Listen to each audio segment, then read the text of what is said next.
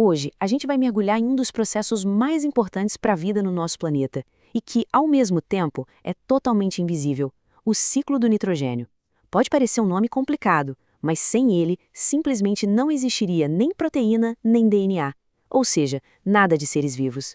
Bora entender como essa química funciona? Para a gente ter uma ideia, vamos começar com esse número: 79%.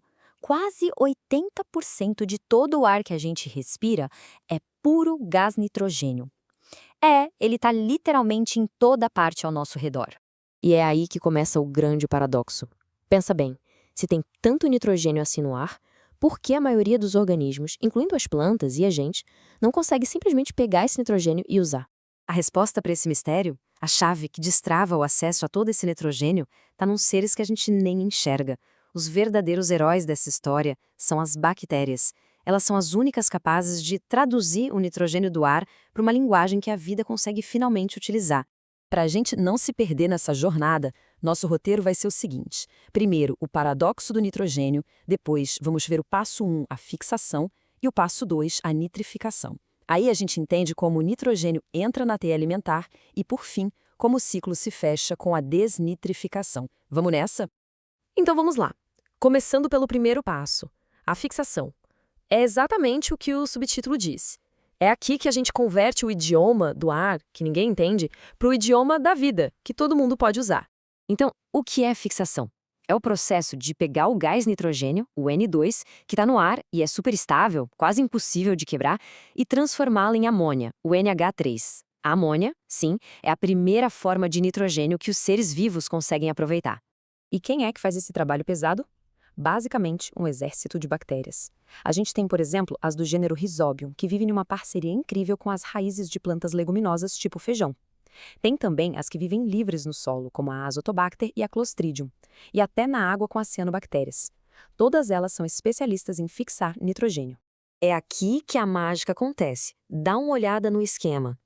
Essas bactérias basicamente capturam o N2 do ar e o transformam ali mesmo, no solo. Isso enriquece a terra com amônia, que é a primeira matéria-prima de nitrogênio para o resto do ecossistema. Ok, agora temos amônia no solo. Problema resolvido? Ainda não. A amônia é boa, mas não é a forma ideal para a maioria das plantas. Ela precisa passar por um tipo de refinaria. E é isso que nos leva para o segundo passo: a nitrificação.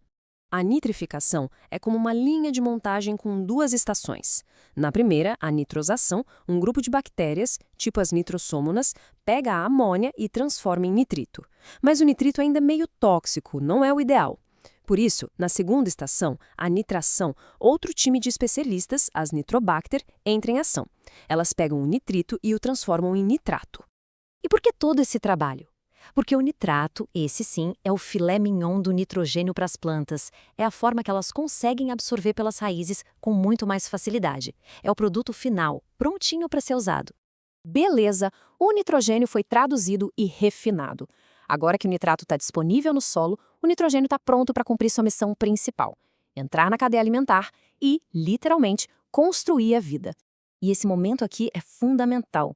Como a gente vê na imagem, as plantas absorvem esse nitrato do solo pelas raízes. E o que elas fazem com ele? Tudo. Elas usam esse nitrogênio para construir suas proteínas, suas enzimas e, claro, seus ácidos nucleicos, o DNA e o RNA.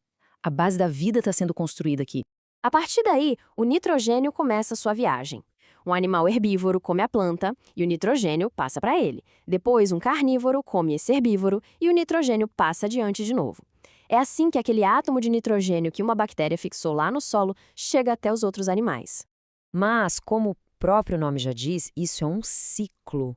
E todo ciclo precisa se fechar, voltar ao ponto de partida. Para isso, a gente entra na última grande etapa, a desnitrificação. É a hora de devolver o nitrogênio para a atmosfera. A desnitrificação é basicamente o caminho de volta. Agora, outro grupo de bactérias, as desnitrificantes, entra em cena. Elas usam o nitrato que sobrou no solo como fonte de energia. E nesse processo, quebram ele e o transformam de volta em gás nitrogênio puro, o N2. É o grande momento da devolução.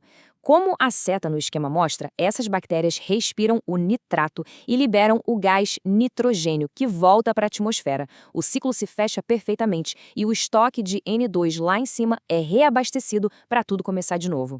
Então a grande lição de hoje é essa. A vida na Terra depende inteiramente desse exército invisível de bactérias.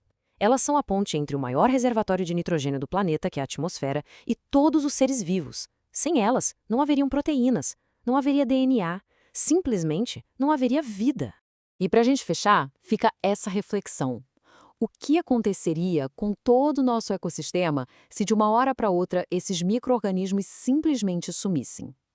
É um lembrete bem poderoso de que os processos mais importantes para a existência da vida são, na maioria das vezes, invisíveis aos nossos olhos.